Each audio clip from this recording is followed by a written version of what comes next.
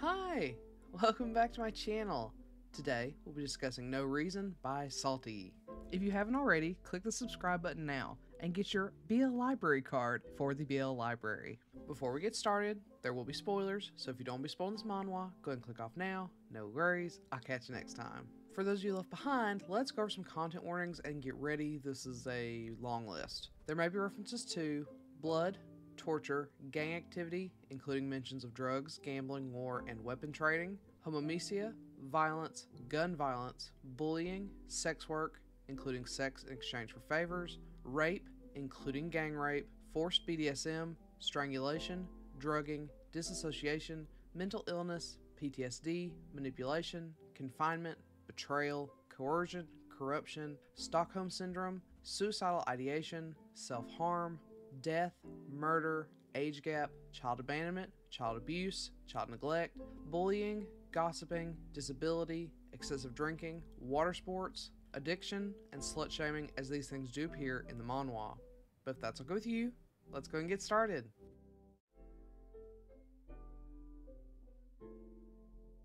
Jung-hoon is the right-hand man to the boss of the notorious Sungjin gang. He's beloved by his underlings, whom he often spends time with and jokes with, though not without strict expectations for them. Though Jung-hoon's primary focus is always the gang and his men, he does enjoy spending his free time bedding beautiful men, and he's particularly weak to a pretty face. Things get a bit more complicated when one of the newest recruits happens to be stunning. Unable to control himself, Jung-hoon talks the young man, Hyun-jae, into going back to his place with him, where he begins to try to top him. However, when Hyun-jae accepts Jung-hoon's advances, he turns the tables on him and tops Jung-hoon instead. Though Jung-hoon prefers to top, after doing it with Hyun-jae, he is more than willing to bottom, and so begins a casual situationship between the two. After a year of working together, it's clear to everyone under Jung-hoon that he has a soft spot for Hyun-jae. But even without the preferential treatment, everyone generally despises Hyun-jae, maybe none more than Jung-hoon's right-hand man. It's still unclear where Hyun-jae came from and how he became so proficient at killing at such a young age. Jung-hoon's judgment is clouded by the affection he feels for the young man, and he assumes he was made for the business, so he ignores his men's warnings. Unfortunately for Jung-hoon, by the time he realizes he has put his trust in the wrong place, his entire gang is wiped out, leaving him as the sole survivor. For what reason, he doesn't know until Hyun-jae confines him and throws him to his underlings. It's clear Hyun-jae wants nothing more than to ruin Jung-hoon, but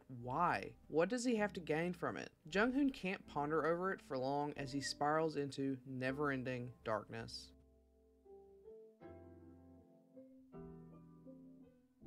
To start with, the art in this can sometimes be very pretty, and other times very rough. I think it leans more toward the nice looking side, but the main problem is the shading. It can be very difficult to see what's happening, but not during the non-smut sections. It's in the smut that things get chaotic and rough looking, which unfortunately equates to a majority of this title. I wouldn't say it's ugly necessarily. It is inconsistent and can be hard to discern what's happening, but it is well drawn from what can be seen. The heavy-handed shading just makes everything blend together, which is really unfortunate since the art is so clean and reasonably shaded any other time. Now for the story.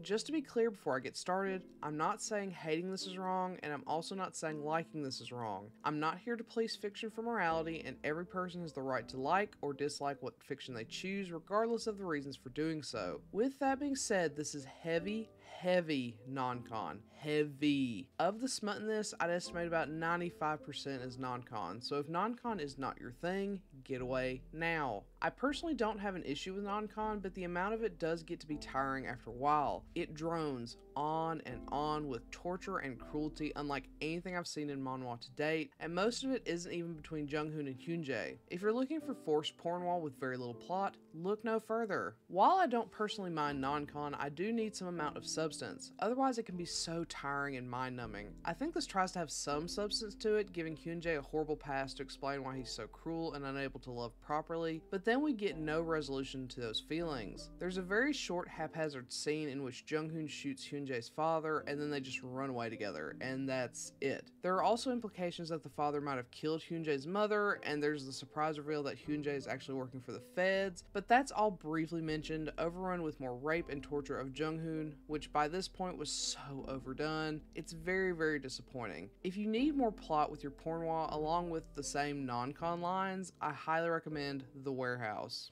Then there are the side stories. I was hoping for some level of redemption here. With Hyunjae and Jung-hoon finally together in their toxic Stockholm Syndrome based relationship, I thought we'd get more exploration of Hyunjae's mindset, his past, and how he's living without the pressure of his father and gang over him anymore. And maybe for Jung-hoon to be able to explore his own feelings, since the focus is no longer on him being raped by anyone and everyone, but it just doesn't go anywhere. Don't get me wrong, I wasn't looking for a Hyunjae redemption arc. If anything, I kind of appreciate that the author didn't try to excuse his actions, instead leaning into the monster forever being a monster. Still, I would have appreciated at least some sense of depth from the side story. Instead, we see Jung-hoon trying to exist with intense PTSD, and the cause of his PTSD trying to further confine him and keep him drugged up, only for them to just accept their horrible relationship within a few episodes. These elements don't bother me on their own, but I was hoping for something more when the entire series has been a torture smut fest. I got a brief reprieve seeing Jung-hoon's past and how his right-hand man once had a crush on him that remains forever unrequited, but by the time that happens, we're at the very end with nowhere else to go with it. If anything, it's worse for having shown some sense of depth, only to end right then.